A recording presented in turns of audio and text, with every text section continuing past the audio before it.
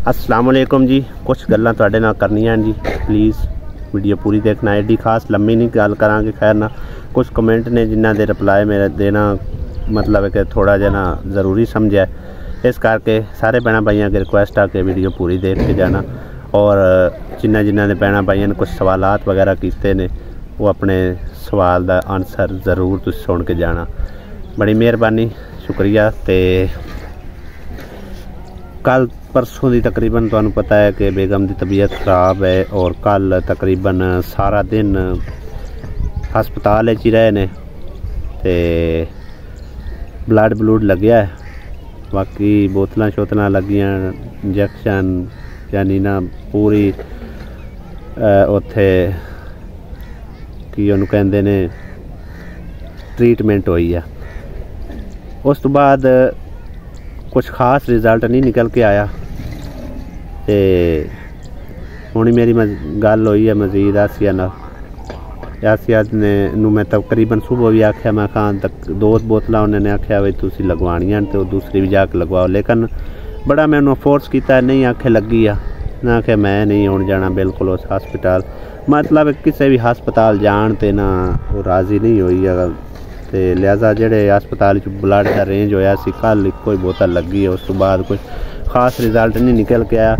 लिहाजा मैं हुण तुहाडे सारे भैन भाइयों सवालों की तरफ जाना, पर मैं इस करके आया कि थल्ले बैठे थोड़ा बहुत शोर जाएगा सी, इत्थे बैठे नाले हवा शवा लगती पी आ, नाले हवा मतलब आवाज़ सही रिकॉर्ड होगी, नाले जिहड़ा रिजल्ट बेहतर आएगा।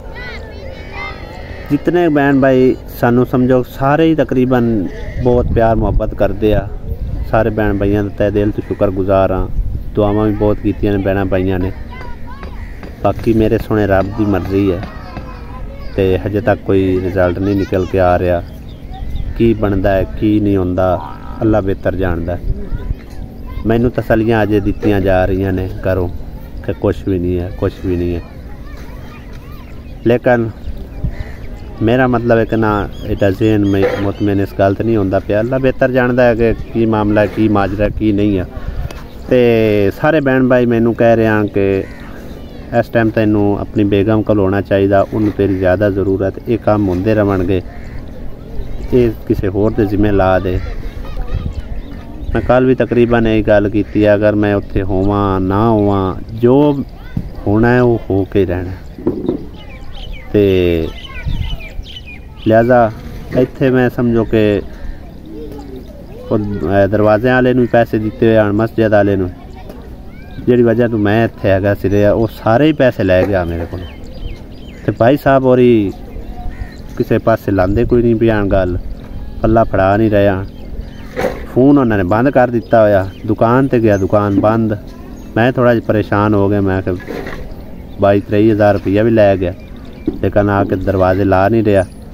तो उनके पिछे भज नस करके ते वो दरवाजे लवाए ने, अलमारियां लवाइया ने। उस तो बाद फिर मजीद कुछ काम निकलिया, वो खैर तुहानूं अगली वीडियो च वेखण नूं मिल जाएगा इंशाअल्लाह ताला, जो कि मैं काम करवाया है। मेन वजह हैगी सी, अगर उनके मगर ना बजी आ वो पैसे भी समझो कि मेरे ज़ाया जाने आ, ना मैं उन्हें जानता सुजाती तौर पर, ना मैनूं उनके घर का पता। बाकी लोगों को ही सुनाने चाहिए आई है कि भाई ये बंदा जरा ना समझो कि पैसे लै लैंदा, बाद लारे लप्पे लाई रखता, जिहड़ी वजह तो मैं इत्थे खास करके रहा। दूसरी बात जिहड़ा यह काम करदा हैगा सी तकरीबन सिर्फ और सिर्फ 2-3 दिहाड़ियां दा हैगा सी, जिन्हों एक हफ्ता हुंदा पिया किसी पासे लग नहीं रहा। मैं आखे चलो ये बाजनास करके ये मुकम्मल करावां, उधर तो जो होना है सो हो के रहना, ठीक है ना। चाहे जितनी मर्जी मैं कोशिश कर लवां, चाहे मैं उनके कोल रवां ना रवां, तो एक पासों तो कम अज़ कम बंदा कोई गल सिरे लावे। इस वजह तो मैं यकीन करो जितना मजबूर हो के ते इत्थे रह रहा ना, वो मैनू पता है अपना घर अपनी फैमिली छड़ के कोई भी नहीं आउंदा, ते मजबूरी तुहाडे सामने तुहानूं मैं दस चुकिया। जो मेरे जिम्मे फ़र्ज लग जाए ना, वो मैं हर सूरत निभा के रहना, ठीक है ना। तो अगर मैं उत्थे चला जाता तो जो कुछ हुण हो गया या होना है वो फिर मेरे होंदियां ही हो जाना, इधर वाला काम विचे दा विच रह जाना। ये कोशिश करके मैं चलो निबेड़ लेने, उहदा अल्लाह वारिस है। बाकी सारा परिवार उत्थे है, सारी फैमिली है, बाजी हलीमा है कि सारा उन्हें संभालिया, काफ़ी उन्हें उनका साथ दिता है उत्थे हस्पताल दे विच। तुसी वीडियो भी वेखी होनी तकरीबन। ते दानिश भी उन्हां दे नाल रहा है, समझो कि दानिश ही बेटा साडा, ते जवान हैगा, समझदार है। बाकी जिस मौजूद तुसी गल कर रहे हो ना, ज़्यादा ज़रूरत उन्हें मेरी हैगी, वाकई उन्हें ज़्यादा ज़रूरत होंदी है। एक मुश्किल वक्त बीवी नूं अपने खावन की ज़रूरत होंदी है, ज़रूर होंदी है। जो गलबात वो खावन नूं दस सकदी, किसी होर नूं नहीं दस सकदी। ते लिहाजा इस फर्ज नूं निभांदियां होया औखियां सौखियां मैं कि इनूं सिरे चाढ़ने। ते यकीन करो मैं इत्थे कोई शौक नाल नहीं रह रहा। मैं दिहाड़ी दे विच खारे भाई होरां नाल जिहड़े साडे मजदूर हैं ना, मेरा भाई हो गया, भाई अमीर हो गया, इन्हां मैं कितना खप खपाइया करके समझो ये काम करवा रहा, ठीक है ना। मिस्त्री तो अगे कहता चलो कोई गल नहीं, मजदूरां ने तोड़ना है तो मिस्त्री टुरना, ठीक है ना। जे मजदूर ही ना रलकण तो मिस्त्री कित्थों रलकना। मिस्त्री तो आंदा चलो कोई गल नहीं, दिहाड़ियां बनदियां पईआं ने, इस करके उनका इतराज़ यही आ मिस्त्री का भी तुहाडे मजदूर जिहड़े ना वो नहीं मतलब है कि सही तरह काम करते, मैं की इत्थे करा। 2 दिहाड़ियां का काम है जिहड़ा कोई हफ्ता हो गया नहीं इस पासे लगता पिया। हुण तकरीबन वाशरूम का रह गया, बाकी शुक्र अल्लाह दा कि मुकम्मल हो गया। ये भज नस करके अगर मैं इत्थे ना हुंदा शायद होर भी 1 हफ्ता टप जांदा। तो इन्ना बजट नहीं है जिहड़ा कि मिस्त्रियां नूं देवां ते मजदूरां नूं भी देंदा जावां। मैं मसा मर के खाता किसी तरीके ये पूरा किया हैगा, मसा मार के। यकीन कर दो अपनी सैलरी दे विचों भी जेडे कोई पैसे 4 है सी वो भी ला लगा बैठा है, ठीक है ना। तो क्योंकि तुहानूं दस्सिया तकरीबन कुछ पैसे काफ़ी सारे कटदे आन, कोई मेरे उहदे लग गए ने आसिया ते कोई इहदे लग गया। लिहाजा जिहड़े भैणां भाइयां ने कॉमेंट मैनूं कीते ने ना, मैं उन्हां दा भी बेहद शुक्रगुजार, क्योंकि मैं साडी फैमिली नाल बड़ा प्यार मुहब्बत करते ने। और जिथे दावा होवे ना उत्थे ही बंदा गल करदा हैगा, ठीक है। मैं उन्हां नूं सलाम पेश करना, उन्हां दिलों रिस्पैक्ट करना, चाहे इंडिया तो कर रहे ने, चाहे यूके तो कर रहे, चाहे जेड़े मुल्क च वेख के तो मैनूं सारे भैन भाई कॉमेंट कर रहे हैं, चाहे पाकिस्तान तो कर रहा, वो सिर्फ दावा रख के करते आ। तो भाई तुहाडा दावा बनता है, तुहाडा हक है, तुसी आख सकते हो। लेकिन मैं यकीन कर जो इत्थे एक मजबूरी के तहत रह रहा, कोई शौक नहीं है मैनू।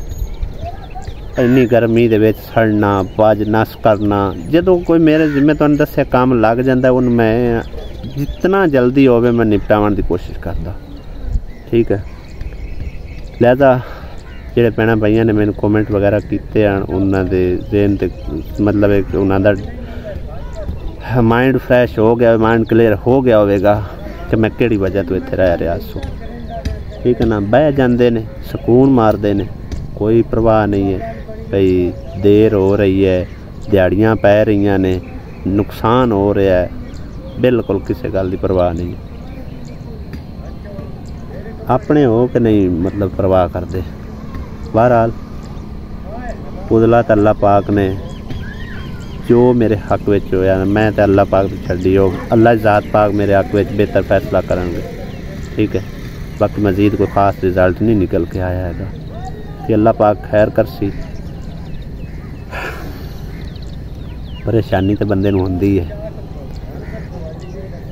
लेकिन एक परेशानी तो बाद रब दी ज़ात पाक ने यह भी तो आख्या भी मुश्किल तो बाद आसानी है, परेशानी तो बाद कोई खुशखबरी भी होती है।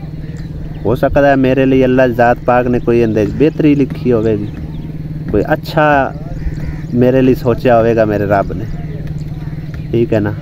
परेशान होने की कोई ज़रूरत नहीं, लेकिन एक टाइम थोड़ा जहा बंदा डामा डोल जा हो जाता है। फिर जो सोचीदा है ना कि मालिक की इन्नी वड्डी रहमत हैगी, उस रहमत दे विचों कोई ना कोई कतरा साडे लई छड्ड सी ना मेरा मालिक, बस ये सोच के फिर माइंड फ्रैश हो जाता है, ठीक है।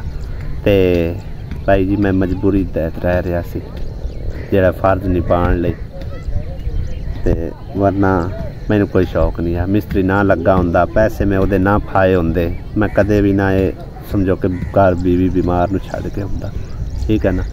ते लिहाजा इस मजबूरी तहत मैं आया सी ते अल्लाह कीता है पाज नाश करके ये तो किसी खाते काम लग गया, वो भी लग जासी इंशाअल्लाह, अल्लाह ने चाहया तां। बाकी जिंदे वसदे रहो, दुआवां ज़रूर याद रखा है, बेहद दुआवां ज़रूरत है। इजाज़त चाहते हैं, चाहे मेरी ऊपर ही लैके आ गई सी आसमां और मैं रात में तकरीबन मंजी इत्थे पाना। बड़ी VIP जगह हैगी और खुली डुली हवा होंदी है, सारी रात सुकून दी नींदर पैंदी है। उत्ते थल्ले तो समझो कि पंखा लाई दा ना, पंखे की हवा शवा एडी आएगी कोई नहीं है। वो जदों कुदरती हवा चलती है ना थोड़ी बहुती ना, वो लगती है क्योंकि हुण 4 चफेरे वेली वली गई है, ते ना ही पखे की हवा लगती है। जिहड़ी हवा कुदरती चलती है वो पखे की हवा नूं भी डक लैंदी है। ते बाकी इत्थे बेहतरीन समझो कि ना जगह बनी हुई है। एक तां वैसे भी इत्थे ना थोड़ी जी चोराकारी बड़ी है, तो सुकून नाल बंदा सुता रहिंदा है बिल्कुल बेफिक्र हो के। ते थल्ले जिहड़ा ना ज़हन ते ही रहिंदा है कि सरांदी मोबाइल पिया है, वॉलेट पिया है या चाबियां चूबियां हैगियां वो ना कोई चक्कियां जावन। इत्थे जिहड़ा ना समझो कि कुछ बंदा सुकून दी नींदर कढ लैंदा है, ठीक है। ते बाकी अगले व्लॉग च हुंदी मुलाकात। इजाज़त चाहने, खुदा हाफिज़, अल्लाह निगहबान। अल्लाह पाक तुहानू सानू सब नू अपनी सोमान च रखे ते हसदे वसदे रखे, आमीन सुम्मा आमीन। बड़ी मेहरबानी सारे भैणां भाइयां दा दिल तो शुक्रिया। अल्लाह हाफिज़।